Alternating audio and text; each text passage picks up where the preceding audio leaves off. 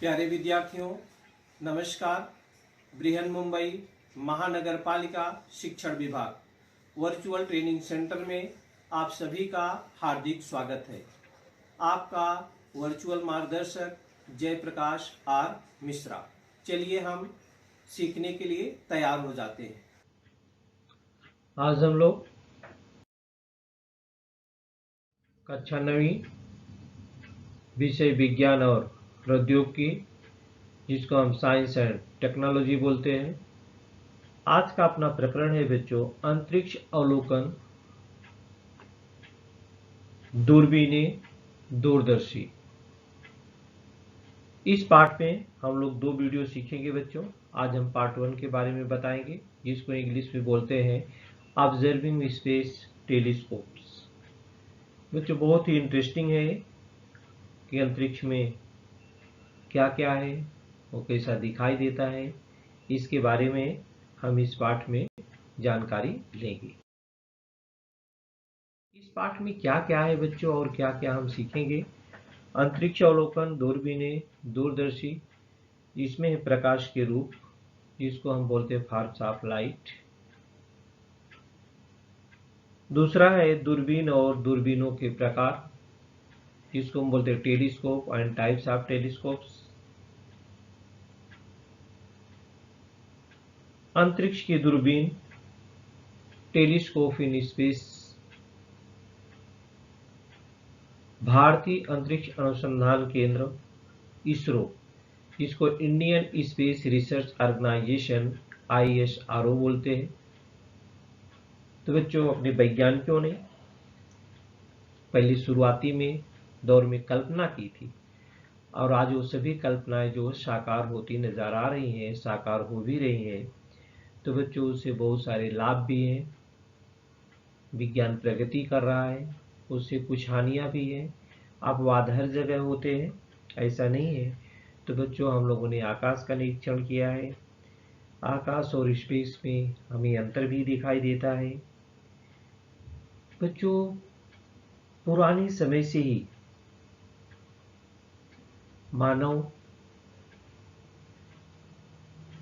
ने कौतूहलवश सूर्य, चंद्रमा, तारों जब देखा, इनकी शुरुआती हुई, अपनी आंखों से अवलोकन किया, तो इन्होंने आकाश को समझने का भी प्रयत्न किया। आकाश में आप जब रात में देखें तो बहुत सारी चीजें दिखाई देती है बच्चों। ये देखिए आकाश है, इस आकाश में आपको बहुत सारी चीजें दिखाई देगी रात के समय में। दिन में आपको केवल ये बादल ही दिखाई देता है। कि आकाश में तारे हैं, नक्षत्रों की स्थिति जो होती है वो समय के अनुसार बदलती है। इस आधार पर मानव को ज्ञान हुआ कि वह आकाश ऋतु चक्र से उसका संबंध है। खेती के लिए पहले मानव खेती करना नहीं जानता था, जब उसको ज्ञान हुआ खेती का, खेती के लिए ऋतु चक्र की जानकारी आवश्यक होने के कारण वह आकाश दर्शन उसके लिए उपयोगी सिद्ध हुआ। नक्षत्रों की जो स्थिति थी, उन नाविकों को, जो बोट चलाने वाले होते हैं, उनको दिशा दर्शक के रूप में उपयोगी साबित हुई। अवकाश अवलोकन से निर्मित हुए असंख्य प्रश्नों के उत्तर खोजने के मानव ने प्रयत्न शुरू किए, परंतु आकाश के ग्रह या तारों, ये आकाश है, ये देखिए अंतरिक्ष है। अंतरिक्ष में बहुत सारे ग्रह हैं, तारे हैं जो टिमटिमाते रहते हैं, लेकिन दिन में इनका टिमटिमाना हमको दिखाई नहीं देता, क्योंकि सूर्य का प्रकाश इनके प्रकाश से बहुत ज्यादा है। ये आप लोगों ने सीखा है। लेकिन आकाश के ग्रह या तारे जो हैं, इनको अपनी आंख से तो आसानी से देखा नहीं जा सकता है। इनको देखने के लिए जो आज हमारे पास आधुनिक में टेलीस्कोप है, विभिन्न प्रकार के टेलीस्कोप है, अपने पास कुछ यंत्र था ही नहीं। मानव के पास कोई उपकरण नहीं था कि अंतरिक्ष में जो चीजें हैं या आकाश में है उसको हम अधिक पास से देख सकें। तो बच्चों, आज आप जानते हैं हमारी आंख कमजोर हो जाती है, हम चश्मा लगाते हैं। तो आपने कभी कल्पना की कि इसकी शुरुआत कैसी हुई होगी?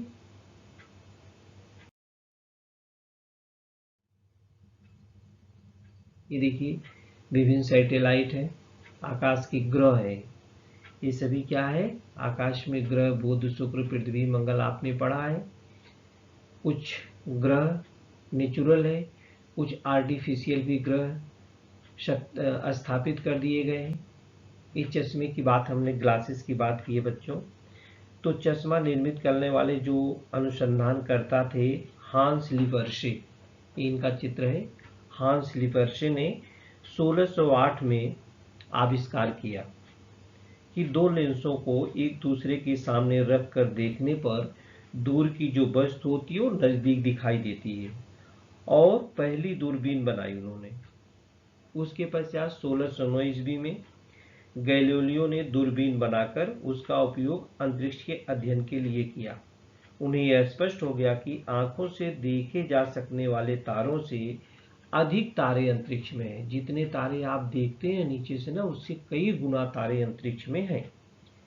दूरबीन की सहायता से उन्होंने गुरु के 4 उपग्रह और सूर्य के दाग की, सूर्य में भी धब्बा है, दाग है, इसकी खोज गैलीलियो ने की।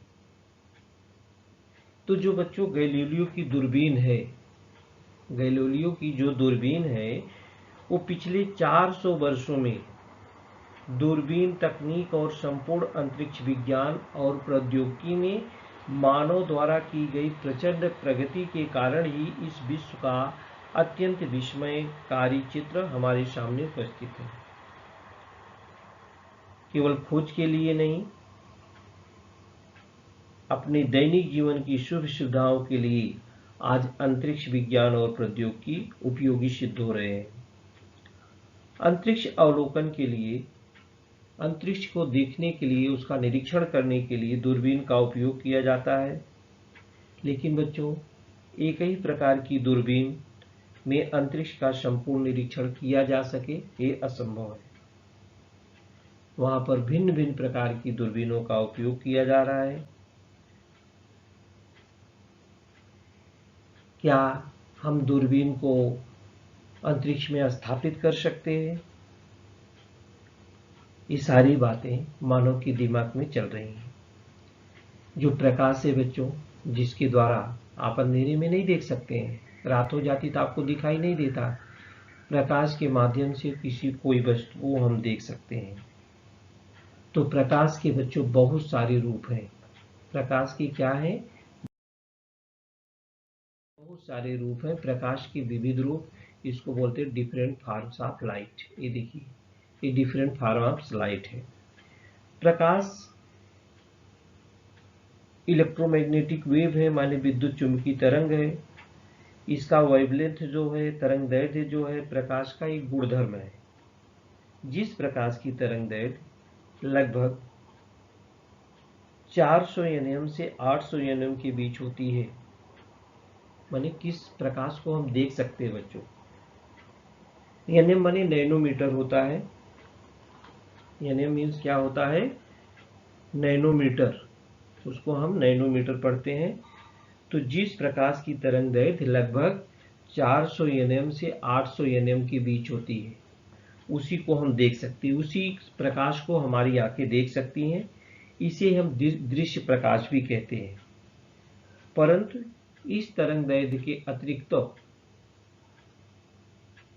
अन्य तरंग दैर्ध्य का भी प्रकाश होता है, जिसे हम देख नहीं सकते, क्योंकि वह हमारी आंखों उन किरणों के लिए संवेदनशील नहीं है।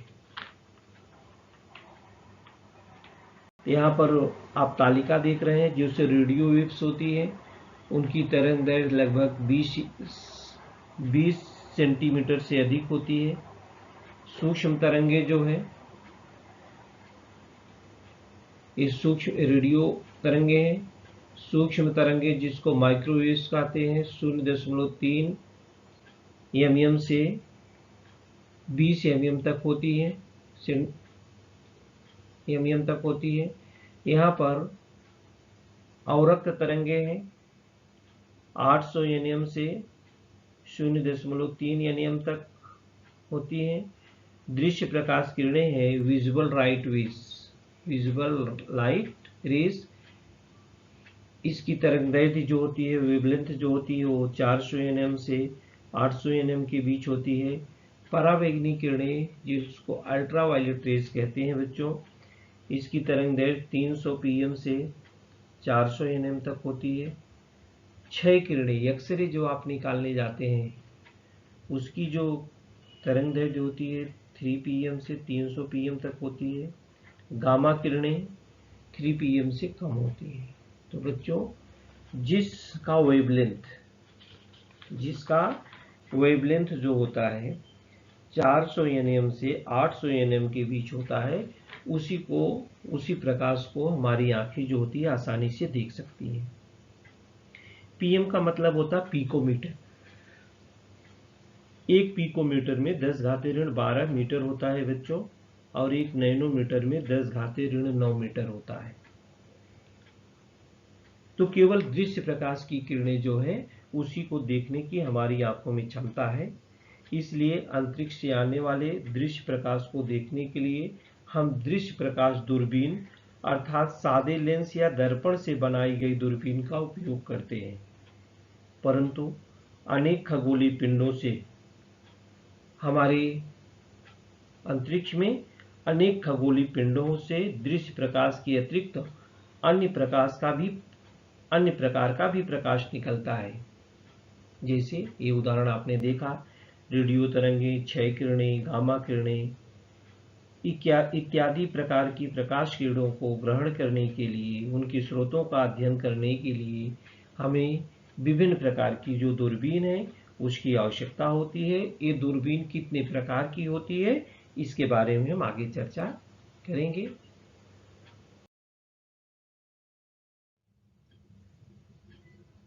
ये दूरबीन दूरदर्शी टेलीस्कोप, ये देखिए टेलीस्कोप है।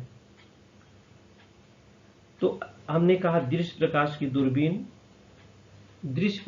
दूरबीन जो है, ये देखिए ये दृश्य प्रकाश की दूरबीनें होती हैं बच्चों।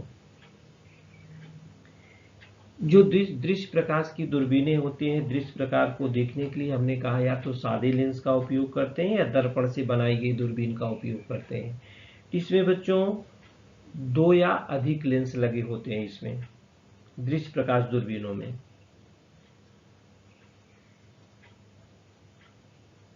ये कैसे कार्य करते हैं? जो दूरबीनें होती है बच्चों वो 2 प्रकार की भी होती हैं। एक अपवर्तक दूरदर्शी टेलीस्कोप होता है जिसको रिफ्रैक्टिंग टेलीस्कोप बोलते हैं, और दूसरा होता है रिफ्लेक्टिंग टेलीस्कोप। दूसरा क्या होता है? रिफ्लेक्टिंग, जिसको हम परावर्तक दूरदर्शी कहते हैं। इन दोनों के बारे में हम लोग चर्चा करेंगे। इसमें कैसे लेंस कार्य करता है बच्चों, इस चित्र के माध्यम से हम आपको बताने की कोशिश करेंगे। देखिए लेंस की रचना करके बनाई गई दूरबीन या दूरदर्शी। यहाँ पर देखिए लेंस है, ये प्रकाश का स्रोत है। यहाँ से देखिए प्रकाश का स्रोत आता है और लेंस पर पड़ता है। इसके बाद ये देखिए क्या होता है, कन्वर्ज हो जाता है, माने एकत्रित हो जाता है। वस्तु लेंस इसको अभिदृश्यक बोलते हैं। इसके बाद आगे जब कन्वर्ज होकर के यहाँ लेंस से आगे निकलते हैं तो इसको बोलते हैं नेत्रिका लेंस। क्या बोलते हैं? नेत्रिका लेंस। यहाँ पर देखिए लाइट है, ये प्रकाश की किरणें क्या कर रही हैं, ये वस्तु लेंस का आकार यहाँ देखिए बड़ा है। इस एकत्रित प्रकाश से खगोलीय पिंड का विशाल प्रतिबिंब निर्मित करने वाले नेत्र लेंस, ये देखिए आई पीस लेंस होता है, इसको नेत्र लेंस बोलते हैं। इसका आकार छोटा होता है। लेकिन प्रकाश की किरणें वायुमंडल से लेंस में से वायुमंडल में जाते समय अपना मार्ग क्या करती है, परिवर्तित कर देती है, अर्थात उसका अपवर्तन ही होता है। इसलिए ये सब जो दूरदर्शी है बच्चों, इसको हम अपवर्तक दूरदर्शी या रिफ्रैक्टिंग टेलीस्कोप बोलते हैं। इसको क्या बोलते हैं? Refracting telescope.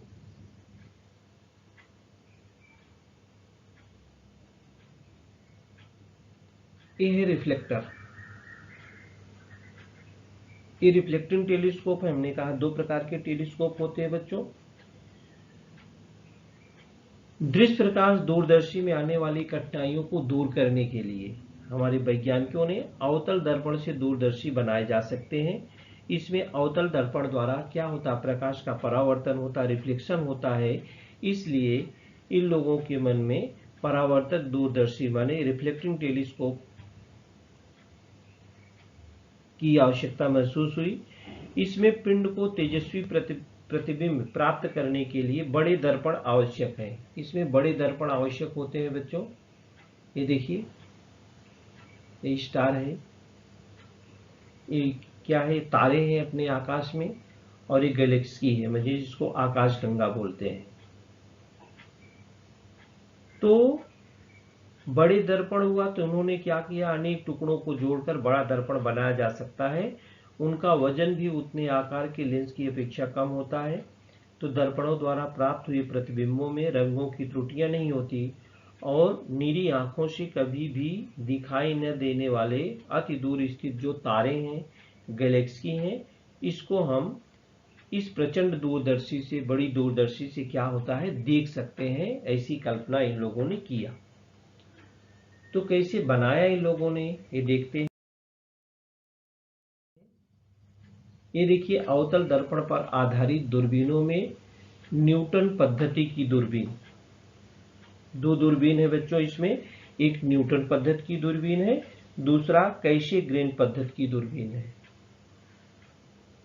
एक न्यूटन पद्धति की दूरबीन है और दूसरी है कैशे-ग्रेन पद्धति की दूरबीन। तो अभी न्यूटन पद्धति की दूरबीन इन लोगों ने कैसे बनाया?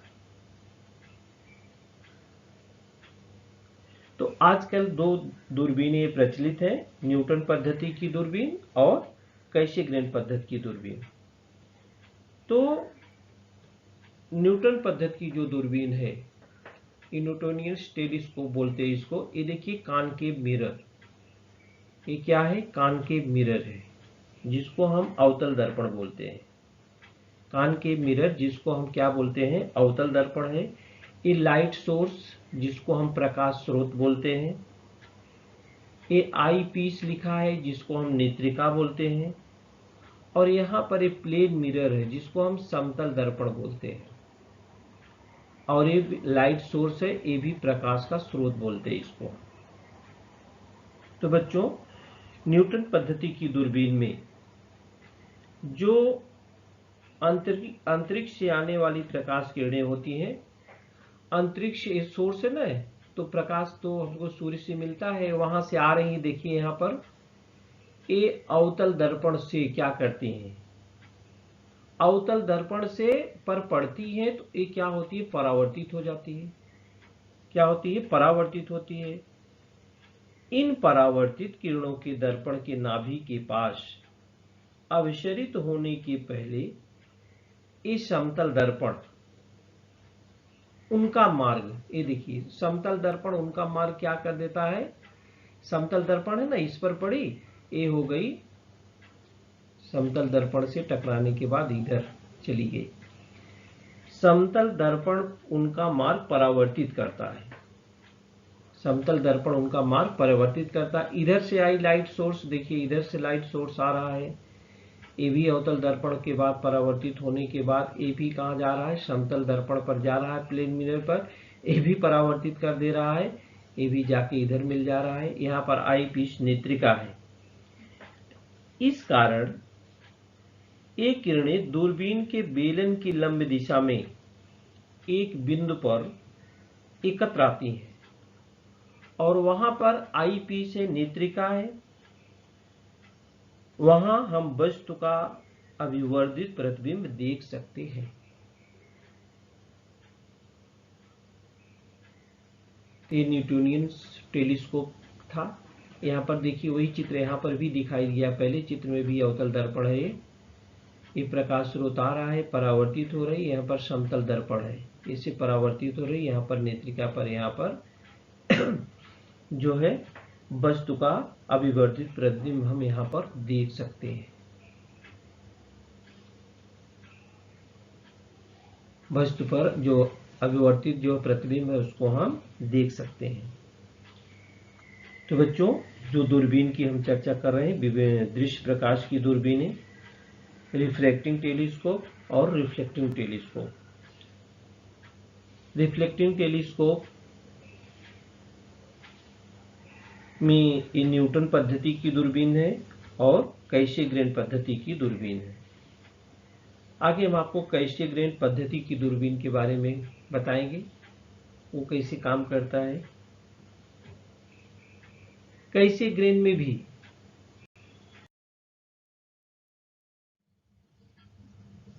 अवतल दर्पण पर आधारित दूरबीनों में कैसे-ग्रेन पद्धति की दूरबीन, इसमें भी अवतल दर्पण का ही उपयोग होता है बच्चों।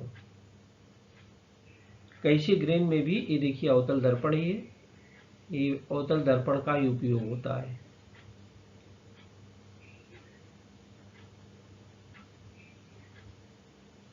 लेकिन उसमें समतल दर्पण था बच्चों, यहां पर ये जो दर्पण है इसको बोलते हैं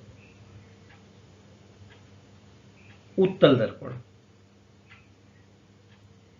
ये देखिए प्रकाश का स्रोत, ये प्रकाश का स्रोत है, ये अवतल दर्पण पर पड़ रहा है। अवतल दर्पण उसको क्या कर रहा है, परावर्तित कर रहा है, और परावर्तित होने के बाद वो उत्तल दर्पण पर आता है।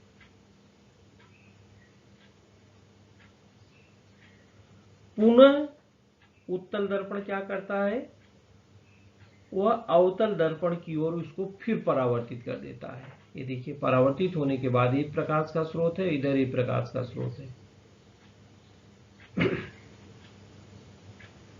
और दोनों जाने के बाद यहां पर मिल जाती हैं।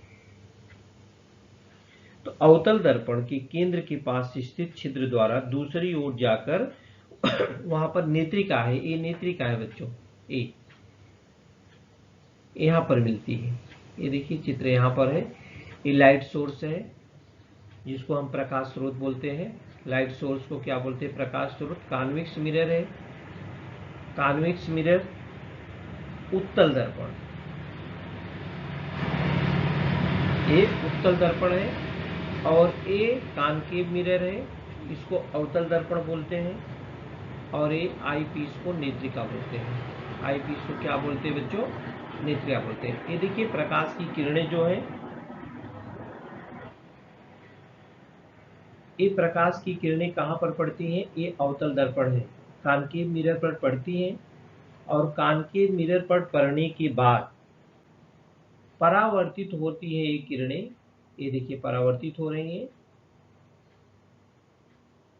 यहाँ पर पड़ने के बाद ये कॉनकेव मिरर इसको रिफ्लेक्ट कर दे रहा है, इसका गुण ही है, परावर्तित कर देता है किरणों को जो भी आती हैं। ये पड़ रहा है कॉन्वेक्स मिरर पर, माने उत्तल दर्पण द्वारा, और ये उत्तल दर्पण क्या कर रहा है, पुनः उसको अवतल दर्पण की ओर, देखिए पुनः उसको अवतल दर्पण की ओर क्या कर रहा है, परावर्तित कर रहा है। और अवतल दर्पण के केंद्र से पास स्थित जो छिद्र है दूसरी ओर जाकर वो नेत्रिका पर आती है, और नेत्रिका की सहायता से हम स्रोत का अभिवर्धित प्रतिबिंब क्या होता है देख सकते हैं। आजकल तो बच्चों भारत इतना विकास कर चुका है कि जहां पर दर्पणों को जोड़ करके टेलीस्कोप बनाए जाते थे, आज भारत जो है अपना इंडिया दृश्य प्रकाश की सबसे बड़ी दूरबीन उन्होंने बनाया है। इसका चित्र है, देखिए दृश्य प्रकाश की सबसे बड़ी दूरबीन है। इसका व्यास जो होता है बच्चों, भारत में 2 मीटर के व्यास के दर्पण वाली कुछ दूरबीनें अनेक वर्षों से कार्यरत है। भारत की सबसे बड़ी 3.6 मीटर व्यास की दूरबीन 3.6 मीटर डायमीटर है। नैनीताल के आर्यभट्ट प्रेक्षण विज्ञान शोध संस्थान में स्थित है। यह एशिया में दृश्य प्रकाश की सबसे बड़ी दूरबीन है, जिसका व्यास 3.6 मीटर है। जिसका व्यास क्या है बच्चों? 3.6 मीटर। तो यह एशिया में दृश्य प्रकाश की सबसे बड़ी दूरबीन है। तो आज हम लोगों ने दृश्य प्रकाश की दूरबीन, कौन सा वेवलेंथ कितना रहता है, तो हम उस प्रकाश को देख सकते हैं, किसको नहीं देख सकते हैं, रूप क्या है, तरंग दैर्ध्य क्या है, और टेलीस्कोप, दृश्य प्रकाश दूरबीनें जिसको ऑप्टिकल टेलीस्कोप बोलते हैं, उसमें हमने रिफ्रैक्टिंग टेलीस्कोप और रिफ्लेक्टिंग टेलीस्कोप, इसके अलावा हमने न्यूटन पद्धति की दूरबीन और कैसिग्रेन पद्धति की दूरबीनों के बारे में जानकारी लिया। बच्चों, अगले वीडियो में हम आपको अंतरिक्ष की दूरबीन और भारतीय अंतरिक्ष अनुसंधान केंद्र, जिसको इसरो बोलते हैं, उसके बारे में हम लोग सीखेंगे। तो आज हम लोग अंतरिक्ष अवलोकन, दूरबीनें और दूरदर्शी के बारे में सीख रहे थे। तो बच्चों, इस वीडियो में आज के लिए इतना ही। अगले वीडियो में हम अंतरिक्ष की दूरबीन और भारतीय अंतरिक्ष अनुसंधान केंद्र ये कैसे कार्य करता है, कहाँ पर स्थित है, इसके बारे में हम लोग सीखेंगे।